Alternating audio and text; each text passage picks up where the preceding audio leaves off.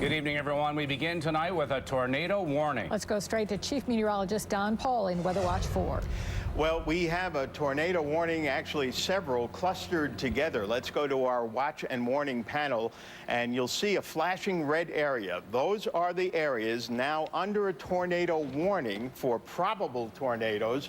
The warning is up until 5:30 for the southwestern quarter of Erie County, far northwest Cattaraugus County, and the northern and western portions of Chautauqua County. The black disk south of Dunkirk is believed to contain a tornado, and we'll bring you up now to our live forewarned Doppler radar. These storms are moving east at 60 miles an hour, which makes them a particularly potent threat because with that rapid motion, people will have very little time to act. So I am suggesting to you strongly that you get to your basements in Dunkirk, Fredonia, Silver Creek, possibly Forestville. With these storms moving east at 60 miles an hour, if they hold together, they could also end up reaching Gowanda and the southwestern portion of Erie County within a few moments. A storm system packing powerful winds roars into western New York tonight. Good evening, everyone. Chief Meteorologist Don Paul was first on the air to warn us about a possible tornado. And we're still not sure if a twister did touch down, but we had no trouble finding major damage tonight in the southern tier. And we have two reporters in the field tonight. George Rickert is checking out the damage in the south towns, but we're going to begin with News 4's Rachel Kingston. She's live in Westfield. Rachel? Well, this really was ground zero for the damage from the storms this afternoon. Take a look here behind me. This used to be a 12,000 square foot white oak barn. This stone that you're seeing right here is the barn's foundation. Everything on top of it is now lying here in pieces.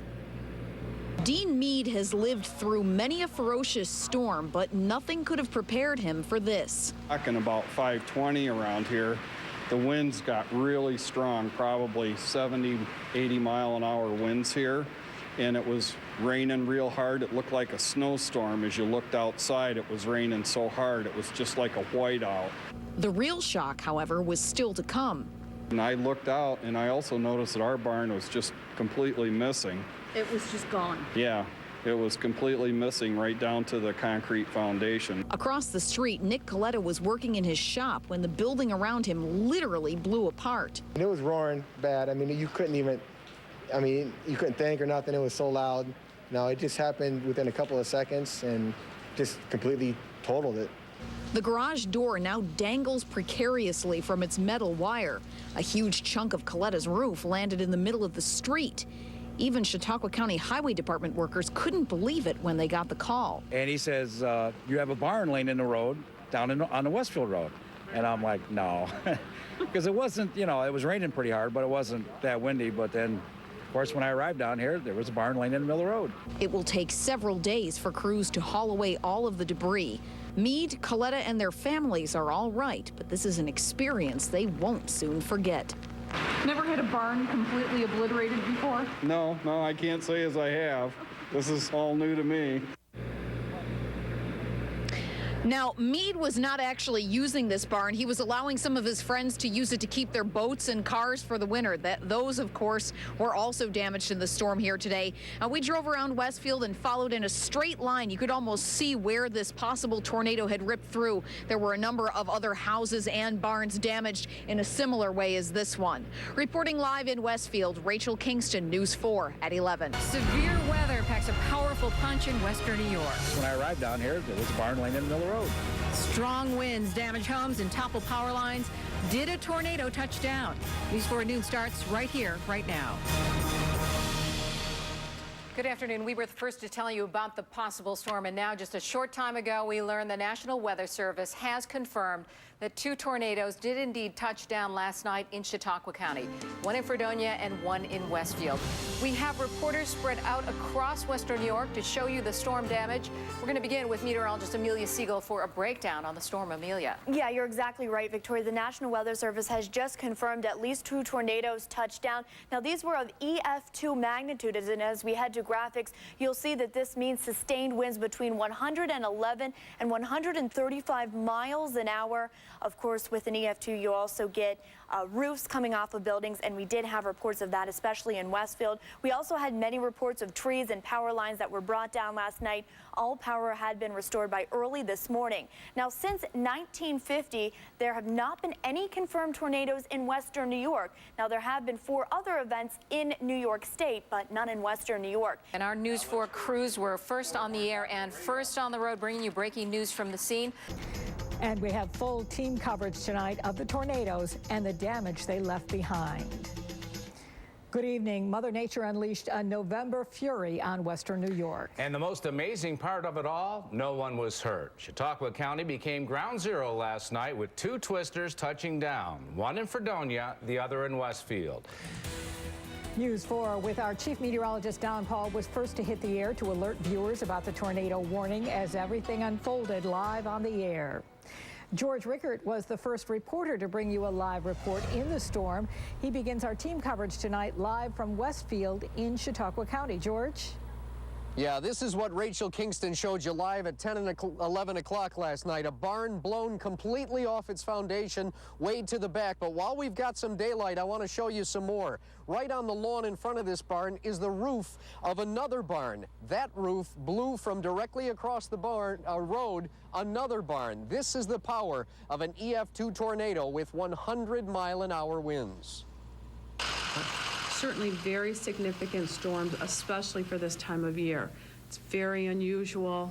We looked back through the records in the past 60 years. We've not had tornadoes in November in western New York. The EF2 tornado hit in Westfield at about 5:10 p.m. Monday, with wind speeds estimated at somewhere between 100 and 110 miles per hour, throwing the roof of Dan Galvin's barn into the woods.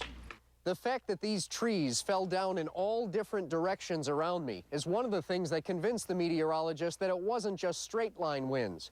And when a healthy, massive tree like that comes down, they know it's at least 100-mile-per-hour winds. The Westfield tornado is only 125 yards wide, but cut across 4 miles in Westfield, leveling 4 more barns on the Hall Farm on South Gale Road, including one barn that has stood more than 100 years.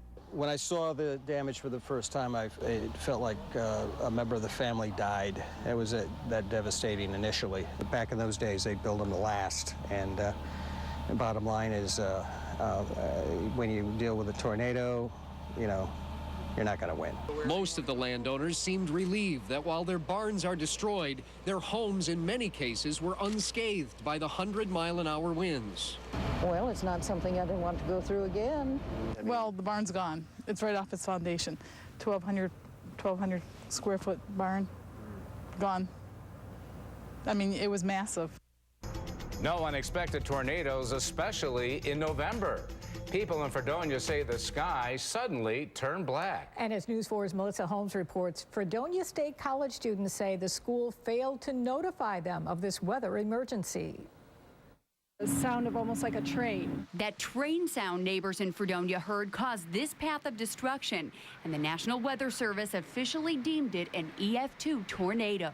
We're very thankful, There's no word of anybody being hurt. Ruth Ann Engel's neighbor's garage on University Park was ripped off its foundation and blown to smithereens by the 100 to 110 mile-per-hour winds. When we heard it go, and of course the electricity went out very quickly then. Large tree limbs broke like matchsticks. They crushed this garage on nearby Center Street. My wife said it got dark and it got cold. And then the wind picked up, and she went to the porch and looked out the window, and it was raining so hard that she's never seen rain like that, she says. And just 2 blocks from all that damage is the campus of SUNY Fredonia, where students say the university didn't warn or prepare them for the tornado. The weather got kind of crazy, but there was nothing on my phone about it. The National Weather Service issued the tornado warning at 4:47 p.m., and it actually touched down at 4:54. But SUNY officials tell us they didn't know about the warning until after 5. With the speed of what went through last night, there wasn't a whole lot of time to really get much word out about it. Mike Barone adds there's a bullhorn speaker system on buildings they could have used if they needed to. to cause students to panic. That could also cause problems too. If there's any inkling of danger, I think it should go out. Better be safe than sorry. The Weather Service says in all, the tornado lasted 10 minutes and had a sporadic damage path 4 miles long and just wider than a football field. I don't recall an incident like this happening in quite some time. The cleanup will probably take another couple days or weeks, but the stories these neighbors can tell about this EF2 tornado in Fredonia will last for years. Reporting in Fredonia, Melissa Holmes, News 4. And our crew was on the scene as first responders raced to the rescue of 2 young women who became caught in the rain-swollen waters at Cazenovia Creek during last night's storm. Both victims and their 2 cats were saved. News 4's Joe Areno have more on this incredible rescue coming up at 5:30. And News 4 is getting a bird's-eye view of the damage left behind by the powerful storms. Meteorologist Brian Shaw has the revealing video. So we're now heading towards Westfield. There were reports of damages of barns in that area. So we're going to check it out, see if we can see some circular damage, and see if we can see any buildings ripped off their foundations. Oh, wow. All those trees.